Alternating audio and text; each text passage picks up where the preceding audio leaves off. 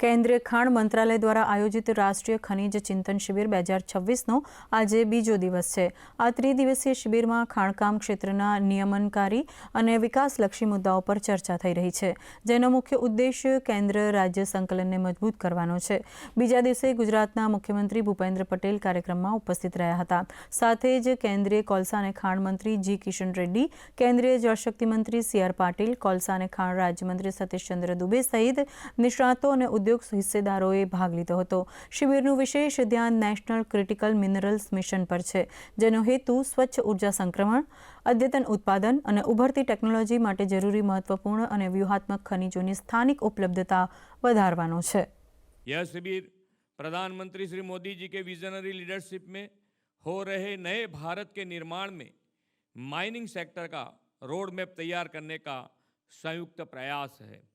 श्री मोदी साहब देश को आत्मनिर्भर बनाने के लिए हर सेक्टर, हर प्रोडक्ट और हर सर्विस पर ध्यान देकर होलिस्टिक अप्रोच के साथ रिफॉर्म्स लाए हैं।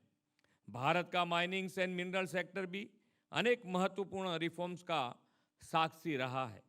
2014 से के बाद भारत के माइनिंग सेक्टर में जो परिवर्तन हुआ है, वह प्रधानमंत्री श्री नरेंद्र मोदी जी की क्लियर पॉलिसी, पॉलिटिकल विल और ट्रांसपेरेंट गवर्नेंस का परिणाम है।